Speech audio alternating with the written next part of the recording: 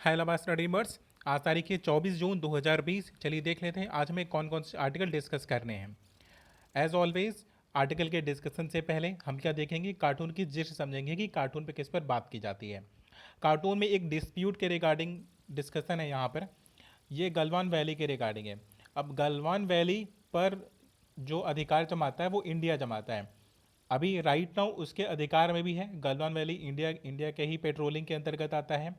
लेकिन दोनों ही अपने मीडिया पर्सन्स को, मीन इंडिया के लीडर पीएम मोदी, ये अपने मीडिया को बोल रहे हैं कि we are trying our best to disengage. और चाइनीज़ जो जी जिनपिंग है ये भी क्या कह रहे हैं कि हम डिसएंगेज होने की कोशिश कर रहे हैं। बट दोनों ने एक साथ हाथ डाल रखा हुआ है किस जार में, गलवान वैली के। मीन किसी एक को तो पहले हाथ यहाँ से निकालना पड़ेगा, अदरवाइज दोनों एक साथ तो हाथ यहाँ से निकाल नहीं सकते, क्योंकि गलवान वैली क्या है, किसी एक के ही अधिकार में आ सकती है, दोनों के अधिकार में नहीं। ठीक है, तो ये पैराडॉक्स ही है कि ये लोग डिसएंगेज करने की कोशिश कर रहे हैं, बट एक तरफ तो कह रहे हैं डिसएंगेज करेंगे और दूसरी तरफ क्या किया हुआ है कि दोनों ने एक साथ क्लेम करके रखा हुआ है गलवान वैली पर। अब हम अपने आर्टिकल की तरफ मूव करेंगे। आर्टिकल में पहला उस लॉ के रिगार्डिंग है, क्योंकि इंडिया में क्या है, इंडिया में क्या कि मीन जहाँ कहीं भी डेमोक्रेसी है तो अब वहाँ पर ज़रूरी नहीं है कि वहाँ पे रूल ऑफ लॉ हो ही, बट इंडिया में डेमोक्रेसी भी है और रूल ऑफ लॉ है। रूल ऑफ लॉ का मतलब ये है कि यहाँ पर कोई भी इंसिडेंट या कोई भी एक्शन अगर लिया जाएगा तो वो law as per as law होना चाहिए। मीन गवर्नमेंट किसी भी प्रकार का कोई भी रिस्ट्रिक्शन या कोई भी एक्शन नहीं ले सकती है जो कि लॉ में मेंशन नहीं है। और लॉ के फ्रेमर्स कौन होते हैं, अपर हाउस और लोअर हाउस के जो मीन रिप्रेजेंटेटिव होते हैं लोगों के, यही क्या करते हैं, लॉ को फ्रेम करते हैं।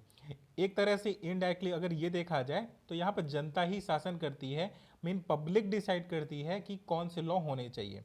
ये तो ऑन पेपर वाली बात हो गई, ये तो कॉन्स्टिट्यूशन भी बोलता है और ये ऑडियंस भी बोलती है। और ये जब कॉन्स्टिट्यूशनल जब हमारा ड्राफ्ट हो रहा था उस वक्त भी यही बोला गया था कि रूल ऑफ लॉ इंडिया में है, और हम आगे भी फर्दर इसको प्रोसीड करके रखेंगे। लेकिन अब यहाँ पर आर्टिकल में राइटर एक केस का जिक्र करते हैं। कहते हैं कि एक लेडी है, एक प्रेग्नेंट लेडी है, वो करती क्या है, वो प्रोटेस्ट करती है और प्रोटेस्ट करने के दौरान उसको जेल में बंद कर दिया जाता है। अब वह कारावास में है। अब वह चूँकि वो प्रेग्नेंट है तो उसकी वजह से उसे मैटरनिटी जो बेनिफिट्स चाहिए होते हैं उसके रिगार्डिंग वो बाहर आना चाहती है। लेकिन उसके इस पूरे रिक्वेस्ट को 4 बार पूरी तरह से असफल कर दिया जाता है, रिजेक्ट कर दिया जाता है। जस्ट बिकॉज ऑफ वॉट, क्योंकि वो एक प्रोटेस्ट का पार्ट थी। ठीक है, अब क्वेश्चन रेज ये होता है, अब राइटर यहाँ पर एक स्टोरी फ्रेम करते हैं और कहते हैं कि हम यूजुअली करते क्या हैं कि अगर हम रोड में अपनी कार को हम लेकर के जा रहे होते हैं तो हमें एक बात ये पता होता है कि इंडिया में रूल ऑफ लॉ है, और रूल ऑफ लॉ हमें ये फेवर करता है, हमें ये रिकमेंड करता है कि हमें ये लेफ़्ट साइड से चलना चाहिए। अगर हमें लेफ्ट हैंड पर मूव करना चाहिए तो तब तो मैं बेफिक्र होकर के चलूँगा कि कोई मुझे इंटरप्ट नहीं करेगा, कोई मुझे रोकेगा नहीं, राइट। और हम अनदर साइड से मीन सामने वाले से हम लेफ्ट हैंड साइड पर अपोजिट डायरेक्शन में किसी पर्सन को आते हुए हम नहीं देखें, ये बात भी हम एक्सपेक्ट करते हैं। वो क्यों करते हैं, क्योंकि रूल ऑफ लॉ है। और लॉ क्या बोलता है, मीन यहाँ पर रूल क्या बोल रहा है कि हमें लेफ्ट हैंड साइड पर रोड पर हमें लेफ्ट ट्रैक पर ही चलना है। और हम लेफ्ट ट्रैक पर अगर हम चल रहे हैं तो हम ये एक्सपेक्ट नहीं करते कि अपोजिट डायरेक्शन में भी कोई लेफ्ट ट्रैक से हमारे सामने आएगा। ठीक है, तो कहते हैं कि ये तो होता है कि रूल ऑफ लॉ की बाउंड्रीज होती हैं, कह रहे इस प्रकार से डिफाइन होनी चाहिए कि वो हर किसी के लिए एक होती है। First thing. सेकेंड थिंग कि सपोज कि अगर मैं वही कार लेकर के जाऊं और जेब्रा क्रॉसिंग के पास मैं अपनी कार को रोक दूं और एक पुलिसमैन आए और वो सबसे ना लेकर के, मीन मुझसे ना लेकर के, मीन समहाउ किसी एक पर्टिकुलर पर्सन को जो कि बहुत कॉन्शियसली कार चलाता है, उसने जेब्रा क्रॉसिंग के पहले अपनी कार को रोक दिया है, लेकिन स्टिल उसके ड्राइविंग लाइसेंस को लेकर के, उसके तमाम तरह के इंटरप्शन को लेकर के क्या करें, उसकी कार को सीज कर लिया जाए। जबकि अदर्स से नहीं, उसके पास एक स्लिप हो, वो ज़बरदस्ती टैक्स वसूल करे, जबकि अदर्स से नहीं। तो ये एक तरह से जो आर्टिकल 14 है कि हर कोई लॉ के बिफोर में इक्वल होगा, कह रहा है ये तो उसका वायलेशन हो गया ना। तो वेरी सिमिलर कि अगर हमारा कॉन्स्टिट्यूशन, हमारा जो संविधान है, जब हमें प्रोटेस्ट करने का राइट देता है तो हर कोई प्रोटेस्ट कर सकता है, फिर वो चाहे कोई भी हो। और वन मोर थिंग कि अगर मुझे मैटरनिटी बेनिफिट चाहिए तो अब मैं चाहे मैं प्रोटेस्ट करूं या कुछ भी करूं, मेरे वो अधिकार तो मुझे मिलने ही चाहिए। तो यहाँ राइटर एक एग्जाम्पल के थ्रू ये बात बताने की कोशिश कर रहे हैं। कह रहे हैं कि एक पुलिस वाला जिस प्रकार से केवल उसकी कार अगर पसंद नहीं आई किसी की तो उसकी वजह से उसको ज़बरदस्ती परेशान करने लग जाता है, कह रहे हैं उसी प्रकार से ये गवर्नमेंट है, गवर्नमेंट भी सेम फंक्शन कर रही है कि कोई पर्सन है, अगर कोई प्रोटेस्ट करता है, वो पसंद नहीं आता उसको, तो उसके अगेंस्ट में क्या हो रहा है कि एक आर्बिट्ररी लॉ अप्लाई हो रहा है। अब आर्बिट्ररी लॉ का यहाँ पे टर्म्स ये है कि वो लॉ जो कि पेपर पर तो नहीं है, लेकिन जो हमारे एग्जीक्यूटिव हैं कह रहे वो उसे इम्प्लीमेंट कर देते हैं, ठीक है, उसको बोल रहे हैं कि ये आर्बिट्ररी लॉ है। राइटर इसको एक वायरस की भी संज्ञा देते हैं, कहते हैं कि इस पैंडेमिक के दौरान कह रहे कोविड-19 का तो हमारे ऊपर संक्रमण है ही, कोविड-19 तो हमें परेशान कर ही रहा है, कह रहे हैं लेकिन एक और वायरस है जिसे बोला जाता है कि कम्युनलिज्म मीन क्या जातिवाद, कह रहे हैं कि एक ये भी वायरस है। और इन दोनों को अगर हम थोड़ा नज़रअंदाज कर भी दें तो एक तीसरा वायरस आ जाता है जिसे बोलते हैं आर्बिट्ररीज लॉ। अब जो आर्बिट्रेटर्स होते हैं मीन जो रूल ऑफ लॉ को मीन लॉ को जो एग्जीक्यूट करने वाले हैं, इम्प्लीमेंट करने वाले लोग हैं, कह रहे हैं लॉ में क्या मेंशन है, कह रहे हैं वो उसे नहीं देखते हैं, बल्कि वो उस चीज़ को देखते हैं जो रूलिंग गवर्नमेंट चाहती है, ठीक। तो इसको वो राइटर एक टर्म दे रहे हैं कि ये आर्बिट्रेटर्स कहे जाते हैं, कह रहे हैं जो गवर्नमेंट के इशारे पर लॉ के अगेंस्ट में जा करके मीन उसके अपोनेंट में जा करके काम करते हैं, और उस लेडी का जो रिक्वेस्ट होता है बेल पाने का चौथी बार में जा करके एक्सेप्ट होता है। कहते हैं कि ये मीन इस एक डेमोक्रेसी में उसके अधिकारों का ये हनन है, कह रहे हैं ऐसा नहीं होना चाहिए था, ठीक। तो हमारा ये वाला आर्टिकल डिस्कस हो गया। अब नेक्स्ट वाला लंबा सा आर्टिकल है, बट ये बिल्कुल भी एग्जाम के रिगार्डिंग रेलिवेंट नहीं है, क्योंकि एक पर्सनालिटी है वो मर गए। अब हालांकि वो एक इंपॉर्टेंट पर्सन थे, मीन एक लीडर थे वो, बट स्टिल अब उनके लाइफ के रिगार्डिंग लेकर के कि वो कब क्या थे कैसे थे, तो एग्ज़ाम में पूछा जाने वाला है नहीं, यूपीएससी तो कभी नहीं पूछने वाली, तो हम इसे डिस्कस नहीं करेंगे। और वो इतनी बड़ी भी पर्सनालिटी नहीं थे कि उन्होंने केवल नेशनल लेवल पर कोई बहुत बड़ा कंट्रीब्यूशन किया, वो तमिलनाडु के एक रीजनल पॉलिटिशियन है और रीजनल पेपर ने प्रिंट कर दिया है चीज़ों को। अब हम नेक्स्ट आर्टिकल की तरफ मूव करेंगे, वो है ऑनर किलिंग के रिगार्डिंग। देखिए तमिलनाडु में होता कुछ यूँ है कि एक कौशल्या नामक एक महिला है। अब कौशल्या की बेटी ने एक दलित कास्ट वाले से विवाह कर लेती है, मैरिज कर लेती है। चूँकि अपर कास्ट की लड़की थी, तो इसकी वजह से जो अपर कास्ट के पेरेंट्स हैं कह रहे उनके ऊपर ये ब्लेम लगाया जाता है, उनके ऊपर ये क्लेम ऑब्जेक्शन रेज किया जाता है कि उन्होंने किया क्या, उस दलित युवक की हत्या कर दी, ठीक। अब इससे पहले कि जो लोअर कोर्ट था, तो लोअर कोर्ट ने क्या किया कि बोला कि नहीं अभी तक कोई एविडेंस नहीं है, कोई भी मतलब प्रॉपर डिसीजन हो नहीं पाया। बट हुआ क्या कि जस्ट क्योंकि ये केस एक पर्टिकुलर एक माइनॉरिटी से रिलेटेड था, तो हुआ कि दैट इज़ वाई ये एक कोर्ट से दूसरे कोर्ट में मूव करने लगा। जब उन्हें जस्टिस नहीं मिला तो वो हाई कोर्ट तक चले गए। लेकिन अब चूंकि उन्होंने खुद तो मारा नहीं था उसे, और उन्होंने उन्होंने गुंडे भिजवाए थे, बेसिकली एक जो कॉन्ट्रैक्ट किलर्स होते हैं, तो कॉन्ट्रैक्ट किलर को भेजा कि उस दलित युवक की हत्या कर दे। अब उस दलित युवक की हत्या करने के दौरान उनकी बेटी के ऊपर भी हमला हो जाता है, बट किसी तरह से वो बच जाती है, वो सरवाइव कर जाती है। तो पुलिसमैन को वो स्टेटमेंट देती है कि उसमें उसके पिता का तो कोई हाथ नहीं है, ठीक है। बट पुलिस जब इन्वेस्टिगेशन करती है उस जो असॉल्टर्स के जिन्होंने अटैक किया था, तो उसमें उसको दोषी पाती है, लेकिन प्रॉपर तरीके का एविडेंस कलेक्ट न कर पाने के कारण उसके पिता को छोड़ दिया जाता है, ठीक। तो अब ये ऑनर किलिंग जो अपने प्राइड के लिए किलिंग करने का जो इवन डेमोक्रेसी में रूल ऑफ लॉ में कह रहे हैं, जब ये लेवल कोर्ट तक जब बात पूरी कोर्ट तक जा चुकी है, तो कोर्ट पूरे डायमेंशन को क्यों नहीं खंगाल रहा है, राइटर ये कहना चाह रहे हैं। राइटर कह रहे हैं कि यहाँ पर केवल एक केस की बात नहीं है, कह रहे हैं कि पूरे साउथर्न रीजन की अगर बात की जाए, तो कह रहे हैं कि ये प्राइड के नाम पर किलिंग, तो आप बेसिकली आप उसको असेट मान करके आप उसको किल कर रहे हो, कह रहे हैं ये चीज़ और भी जगह पर डिसेमिनेट होगी, ये बातें फैलेंगी, ठीक है। तो जो कोर्ट है, कोर्ट को हर डायमेंशन से इस केस को देखना चाहिए, और एविडेंस ना मिलने के कारण किसी को पूरी तरह से बरी कर देना कह रहे हैं उचित नहीं है। और जो लोग मिले थे, जिन्होंने उनके ऊपर अटैक किया था, मीन उस दलित युवक के ऊपर, कह रहे उन्हें लाइफ इम्प्रिजमेंट दे दिया गया है। मीन अब लाइफ इम्प्रिजमेंट मीन अभी 25 साल का उनको कारावास की सजा मिली है। ठीक है, अब वही डायमेंशन की बात करें, कह रहे हैं कोर्ट को क्या करना चाहिए कि सारे डायमेंशन को एक्सप्लोर करना चाहिए और देन इस पर डिसीजन देना चाहिए, उसके बाद उसके पिता को बरी किया जा सकता है। राइट, तो हमारा ये वाला भी आर्टिकल डिस्कस हो गया। नेक्स्ट वन हमारे पास आर्टिकल है डोनाल्ड ट्रंप हैं। तो डोनाल्ड ट्रंप काफ़ी कंट्रोवर्शियल प्रेसिडेंट हैं। इनके डिसीजंस हमेशा मीन काफ़ी इंटरेस्टिंग फैक्ट लेकर के आते हैं, ये नई नई बातें लेकर के आते हैं। लेकिन इनके ज़बान पे एक बात है, जैसे इंडियन पॉलिटिशियन जब इलेक्शन आता है तो अपना रंग दिखाते हैं, तो वेरी सिमिलर ये डोनाल्ड ट्रंप भी अपना कलर दिखा रहे हैं। नवंबर में होना है चुनाव। अब नवंबर के चुनाव के पर्सपेक्टिव में इन्होंने H1B1 वीज़ा को कैंसिल कर दिया। अब देखिए, वीज़ा के कई प्रकार हैं। अब यूएसए में कई तरह के लोग काम करते हैं। अब हो सकता है कि कोई बड़ी कंपनी ने किसी इंडियन को हायर कर लिया, अब वो अपने एम्प्लॉय को अमेरिका में ट्रांसफ़र करना चाह रही है, तो उसको भी तो वीज़ा चाहिए। तो क्या उसको H1B1 वीज़ा मिलेगा क्या? बिल्कुल भी नहीं। उसको जो वीज़ा मिलेगा वो L1 वीज़ा मिलेगा। उसको बोलते हैं L1 वीज़ा, कि अगर किसी कंपनी का कोई एम्प्लॉई है, वो एक कंट्री से दूसरी कंट्री में अगर उसे ट्रांसफ़र कर दिया जाता है या उसे रहने के लिए भेजा जाता है, तो कंपनी जो लायबिलिटी लेती है, कंपनी जो वीज़ा उस कंट्री से गेन करेगी, उसे बोलेंगे L1 वीज़ा। अब अगर कोई रिसर्चर है, कोई स्टूडेंट है, वो किसी फेलोशिप के रिगार्डिंग वो जाता है अमेरिका में फंक्शन करने के लिए या काम करने के लिए, तो उसे J1 वीज़ा मिलता है।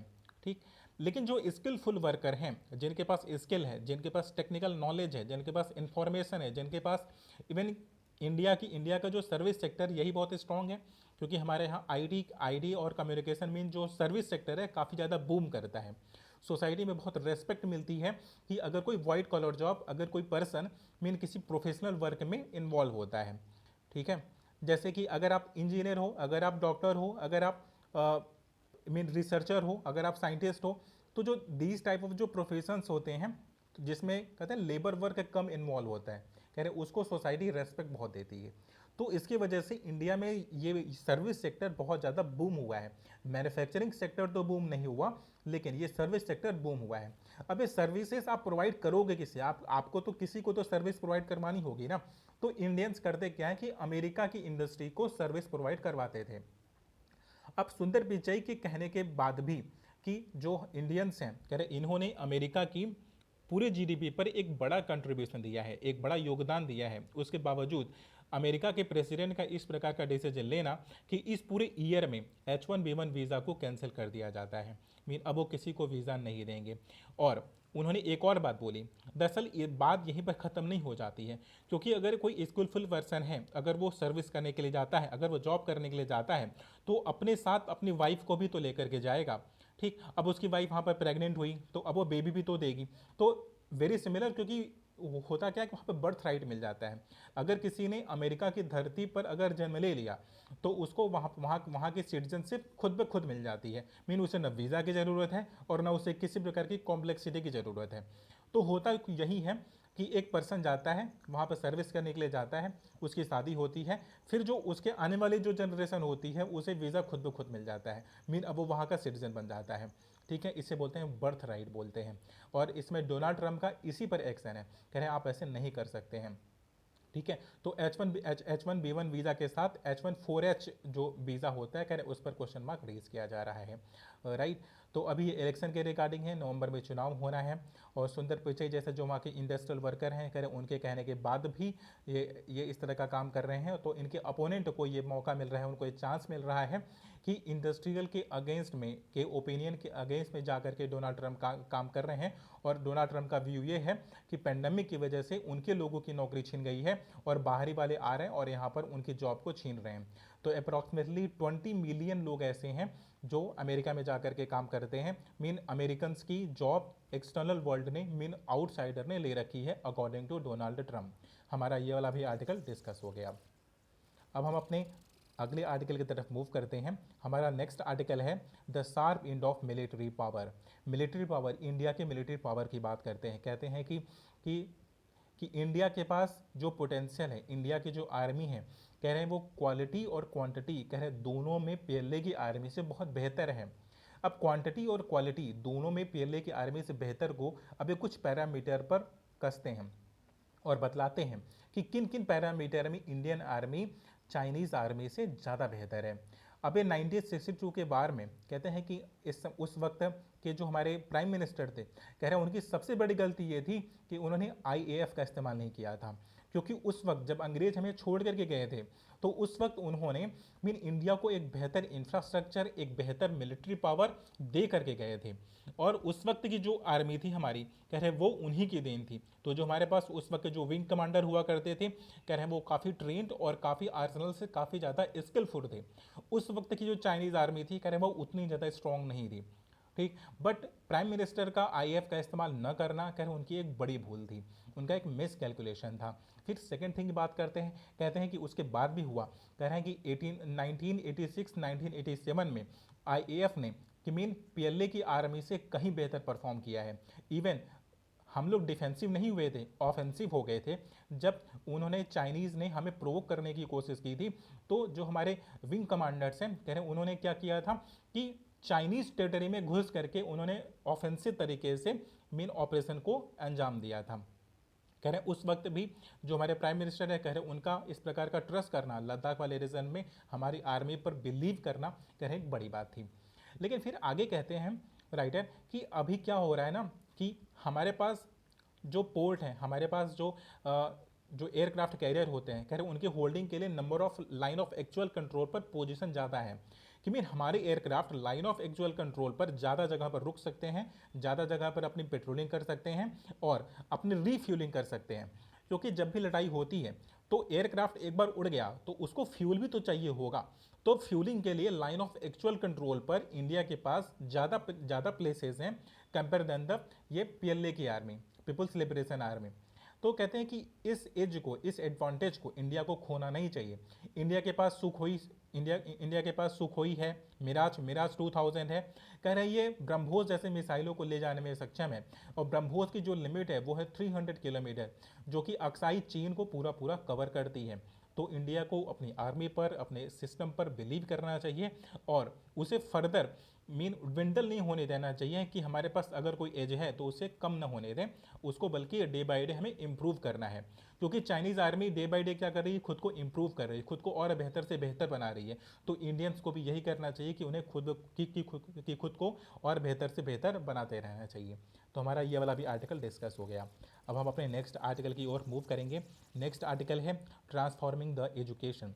अब देखिए पेंडेमिक के दौरान हुआ कुछ ऐसा कि जितने भी ऑफलाइन कोचिंग क्लासेस थी, ऑफलाइन जो इंस्टीट्यूशंस थे, जो कॉलेज थे, यूनिवर्सिटीज़ थी, कह रहे हैं वो एजुकेशन को डिसमिनेट करने में सफल नहीं है, मीन वो सक्सेसफुल नहीं है। क्योंकि काफ़ी जो यूनिवर्सिटीज़ हैं, कॉलेजेस हैं, कह रहे हैं वहाँ पर ऑनलाइन इंफ्रास्ट्रक्चर अवेलेबल नहीं है। बट वो बैक ऑन द ट्रैक, वो आ रहे हैं, वो ऑनलाइन इंफ्रास्ट्रक्चर को डेवलप कर रहे हैं। ठीक, अब राइटर के अकॉर्डिंग कहते हैं ये हैं कि अभी हमारे पास क्लाइमेट चेंज के रिगार्डिंग जितने भी पर्सपेक्टिव हैं, जितनी भी योजनाएं हैं, जितनी भी प्लानिंग है, कि इसमें हम ग्रीन फील्ड में अपने फंक्शन को स्टार्ट कर सकते हैं। ग्रीन फील्ड का मतलब क्या हुआ कि ऐसे प्रोजेक्ट जो क्लाइमेट के लिए भी बेहतर हो और बिल्कुल फ्रेश वन हो और न्यू वन हो। तो हम क्या कर सकते हैं कि अपनी रेन्यूएबल एनर्जी पर फंक्शन कर सकते हैं, हम उसके बेसिस पर अपनी इकोनॉमी को आगे जा कर के इम्प्रूव कर सकते हैं। लेकिन राइटर एक और यहाँ पर थ्रेड भी देते हैं, कहते हैं कि पॉसिबल ये है कि जैसे ही वैक्सीन आ जाएगी, जैसे ही इस कोरोना वायरस की दवा आ जाएगी, तो सब कुछ बैक टू ट्रैक हो जाएगा। हमें भूल जाएंगे कि हमको ग्रीन इकोनॉमी पर काम करना था, हमें भूल जाएंगे कि हमें अपने क्लाइमेट पर काम करना था, हमें भूल जाएंगे कि हमें ऑनलाइन इंफ्रास्ट्रक्चर को डेवलप करना था। कह रहे हैं हमें इन पैरामीटर को आने वाले जो एक साल है, कह रहे उसमें भूलना नहीं चाहिए और हमें इसे एक अपॉर्चुनिटी की तरह लेना चाहिए और अपने एजुकेशन सिस्टम को बिल्कुल ऑनलाइन प्लेटफॉर्म पर लेकर के जाना चाहिए as like the other universities. ये वाले आर्टिकल भी हमारे डिस्कस हो गए। नेक्स्ट वन हमारे पास जो आर्टिकल है डिस्कस करने के लिए, अब वो क्रॉप के रिगार्डिंग है। देखिए इंडिया का 17% जीडीपी एग्रीकल्चर पर डिपेंडेंट है। 50% पॉपुलेशन है जो एग्रीकल्चर पर डिपेंडेंट है। स्टिल इंडिया के जो हंगर में इंडेक्स है वो आउट ऑफ 117 102 रैंक है। अब 102 रैंक होना 117 कंट्रीज में से, जहां की 50% पॉपुलेशन एग्रीकल्चर पे डिपेंडेंट हो, राइट, और 17% जीडीपी उसका एग्रीकल्चर से आता हो, कह रहे हैं ये तो भाई दुर्भाग्य की बात है कि ऐसी कंट्री में, कह रहे हैं जो दुनिया को भोजन देता हो, कह रहे वहाँ के लोग अगर भूखे सोएं, तो कह रहे ये तो भाई दुर्भाग्य की बात है। और हुआ क्या कि जो हमारे कृषि में, जो हमारे एग्रीकल्चर में फंक्शन करने वाले लोग थे, वो शहरों की तरफ मूव करते हैं, शहरों की तरफ जाते हैं ताकि उन्हें ज़्यादा अच्छा पैसा मिले, ज़्यादा अच्छा वेज मिले, और वो अपने परिवार की देखभाल कर पाएंगे। लेकिन ऐसे पैंडेमिक के सिचुएशन में वो किसान जो सबका पेट भरता था, कह रहे हैं उसी को उसी के शहर से निकाल दिया जाता है, उसे वापस अपने घर जाना पड़ता है। और जो इंडिया की सबसे बड़ी क्राइसिस है इस समय, वो रिगार्डिंग द रिवर्स माइग्रेशन है। करें एक माइग्रेशन तो तब हुआ था जब हमारा एग्रीकल्चर पे डिपेंडेंट जो सिटीजन्स थे, कह रहे ये शहरों की ओर मूव करते हैं, कि मीन मेट्रोपॉलिटन सिटीज़ की ओर मूव करते हैं, और वहाँ पर स्लम का निर्माण करते हैं। स्लम का निर्माण हुआ ही कुछ ऐसे है क्योंकि उस स्टेट से लोग जाते हैं मेट्रोपॉलिटन सिटी में, फिर झुग्गी झोपड़ी में रहने को मजबूर हो जाते हैं। उनके पास वो लाइफ स्टाइल नहीं होती, उनके पास वो फैसिलिटी नहीं होती, उनके पास वो इंफ्रास्ट्रक्चर नहीं होता उस पर्टिकुलर मेट्रोपॉलिटन सिटी में। ठीक, तो एक माइग्रेशन तो तब हुआ था, और दूसरा माइग्रेशन अभी अब हुआ कि जब वहाँ पर इंडस्ट्रीज काम करना बंद कर देती हैं, फंक्शन करना बंद कर देती हैं, तो उनको रिवर्स आना पड़ता है। और इस रिवर्स माइग्रेशन को राइटर यहाँ पर क्रिटिसाइज करते हैं, कहते हैं हमें उनके भूख का, हमें उनके पेट का हमें ध्यान रखना चाहिए था, हमें उनकी रोजी रोटी का ध्यान रखना चाहिए, क्योंकि वो क्या करते हैं कि हमारा पेट भरते हैं। हमारे पास जितने भी रेलिवेंट आर्टिकल थे, लगभग सारे आर्टिकल डिस्कस, लगभग क्या सारे आर्टिकल डिस्कस हो गए हैं। Thank you so much for watching the video.